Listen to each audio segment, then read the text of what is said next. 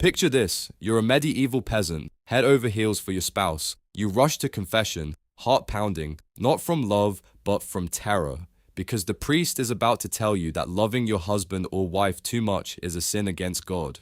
Throughout medieval Europe, the Catholic Church taught that excessive love for anyone, including your spouse, could become spiritually dangerous if it nudged God out of first place in your heart. Religious authorities warned that putting human love above divine love could literally damn your soul. For most of human history, what we call true love was viewed with deep suspicion. It was seen as potentially dangerous to both social order and your eternal salvation. We live in a world where romantic love isn't just normal, it's mandatory. We're told to follow our hearts, marry our soulmates, expect butterflies and passion to last forever. Dating apps promise to deliver the one right to your phone. Movies end with couples kissing in the rain. But this obsession with romantic love as the foundation of relationships, shockingly recent. The idea that you should marry someone because you're madly in love with them would have seemed absurd, even immoral, to most people throughout history. Today, we're going to trace the surprising evolution of romantic love from a medieval mental illness to the modern world's most sacred institution. You'll discover why our ancestors thought love was literally insane, how the Industrial Revolution accidentally created our modern dating culture, and why the way we love today might be setting us up for heartbreak in ways our great-grandparents never experienced. Let's start with an uncomfortable truth. For the vast majority of human history, marriage had absolutely nothing to do with love. Marriage was a business transaction, a political alliance, a survival strategy. Love, when it existed at all, was expected to grow after marriage, not before it. In ancient Rome, passionate romantic love was often viewed as a form of temporary madness that could afflict the young and foolish. Sure, Romans experienced what we'd recognize as romantic love, but their cultural ideals emphasized different values in marriage. The ideal Roman marriage was based on mutual respect and partnership, not overwhelming passion. Medieval Europe cranked this suspicion up to 11. The Catholic Church taught that excessive love for anyone, including your spouse, could become spiritually problematic if it displaced your proper devotion to God. Church fathers like Saint Jerome wrote extensively about the dangers of placing earthly love above spiritual devotion. He warned that a man who was overly devoted to his wife was committing a form of spiritual adultery against God. The reasoning was theological. Your highest love should be reserved for God alone. Passionate human love was a distraction from spiritual devotion, worship directed at the wrong altar. But then something bizarre happened in 12th century France. Troubadours began singing about courtly love, a new kind of romantic obsession that was deliberately impossible to fulfill. The ideal courtly lover was a knight who devoted himself completely to a noble lady who was already married and therefore forever unattainable. This wasn't about sex or marriage, it was about the exquisite torture of eternal longing. Andreas Capellanus, writing around 1184, defined this new love as a certain inborn suffering derived from the sight of and excessive meditation upon the beauty of the opposite sex. Notice that word, suffering. Love was literally defined as a form of pain. The whole point was that it couldn't be consummated. According to courtly love tradition, achieving your beloved would transform the pure suffering of desire into something more mundane and less spiritually elevated. Courtly love gave us the template for romantic obsession that still haunts us today. The idea that true love involves yearning, that it's somehow more pure when it's impossible, that the beloved should be worshipped from afar. But here's what's crucial to understand. This was never meant to be a model for real relationships. It was aristocratic entertainment, a literary game played by bored nobles.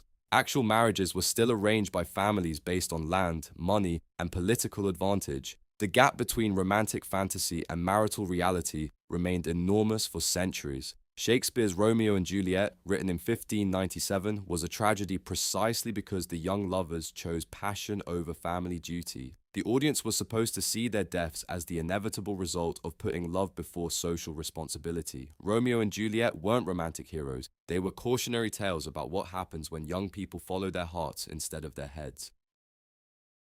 Everything changed in the 18th century, and the catalyst wasn't poetry or philosophy, it was economics.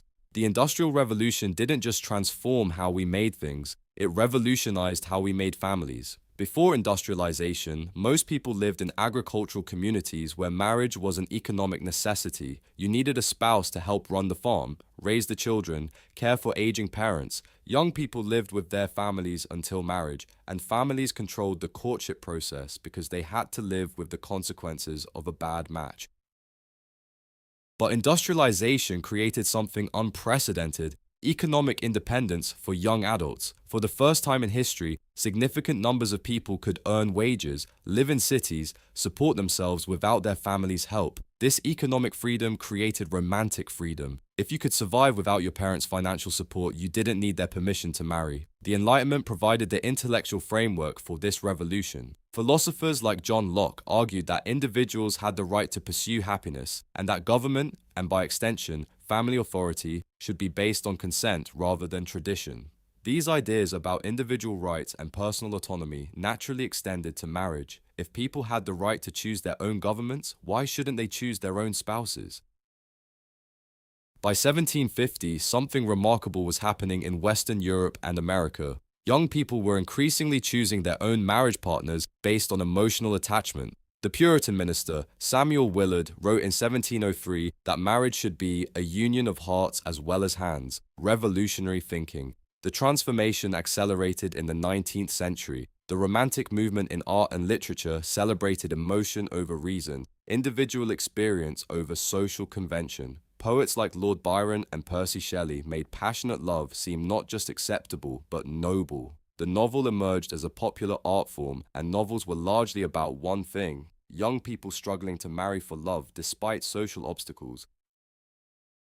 But here's where the story gets complicated. The rise of romantic love coincided with the rise of what historians call separate spheres ideology. As men left home to work in factories and offices, women were increasingly confined to domestic roles. Marriage became romanticized partly because it was one of the few areas where women were supposed to have influence and emotional authority. The Victorian era created our modern mythology of romantic love, but it was built on a foundation of profound gender inequality. Women were taught that love and marriage were their primary purposes in life, while men were expected to be the rational breadwinners. This created enormous pressure on romantic relationships to fulfill all of women's emotional and intellectual needs, pressure that few marriages could actually bear. By 1850, the transformation was largely complete in middle-class Western society. Marriage for love had become not just acceptable, but expected. The old arranged marriage system was increasingly seen as barbaric and backward. But this created a new problem. If marriages were supposed to be based on love, what happened when the love faded? The divorce rate began climbing steadily throughout the late 19th and early 20th centuries. In 1880, there was one divorce for every 21 marriages in the United States. By 1900, it was 1 in 12. Critics blamed the emphasis on romantic love for making marriage unstable. They weren't entirely wrong.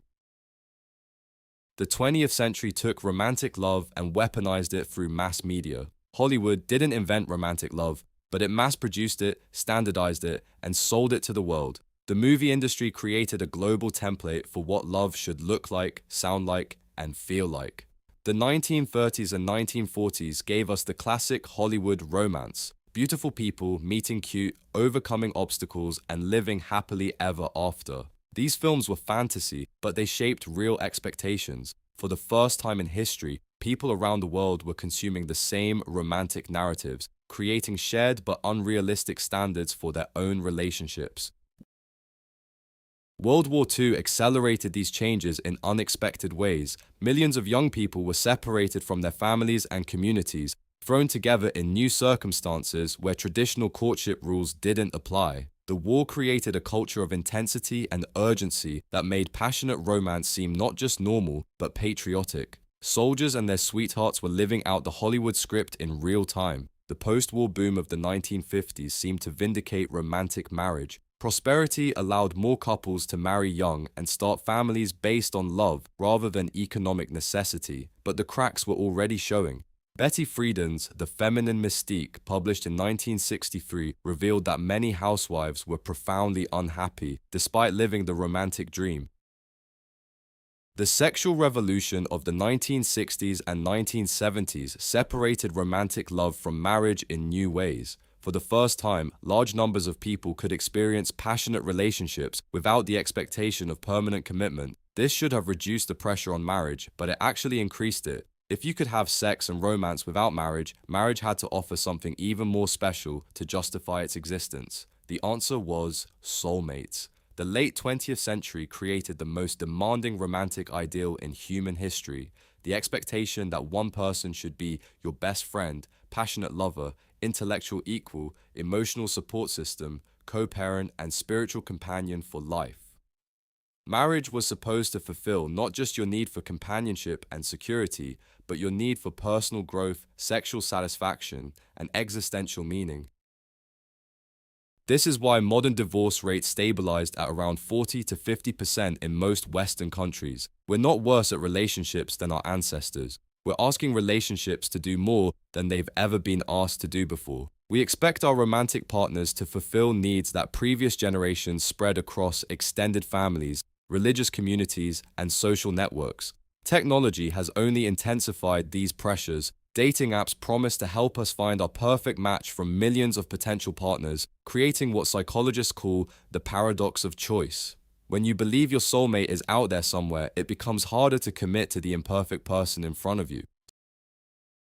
Social media allows us to curate idealized versions of our romantic lives, creating new forms of comparison and competition. We're not just comparing our relationships to Hollywood fantasies anymore, we're comparing them to the carefully edited highlight reels of our friends and acquaintances. But perhaps most significantly, we've exported the romantic love model to cultures around the world that historically organize relationships very differently. Arranged marriages still exist, but they're increasingly seen as backward and oppressive.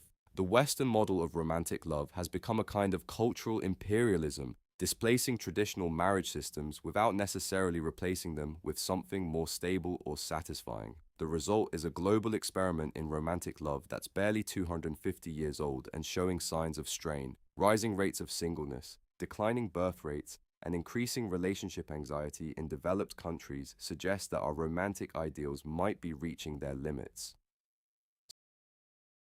So here we are, heirs to a romantic revolution that began with medieval fantasies about impossible love and culminated in dating apps that promise to deliver perfect matches to our phones. We've created a culture where romantic love is simultaneously the highest human achievement and the leading cause of human misery, where the thing we're told will complete us is also the thing most likely to break us. The story of romantic love isn't just about how we got here. It's about recognizing that the way we love isn't natural or inevitable. It's a historical accident, a cultural choice, a collective experiment that we're all still living through. Understanding this history doesn't diminish love's power, but it might free us from some of love's tyranny. Because once you realize that romantic love is not eternal and universal, you can start to imagine what it might become next.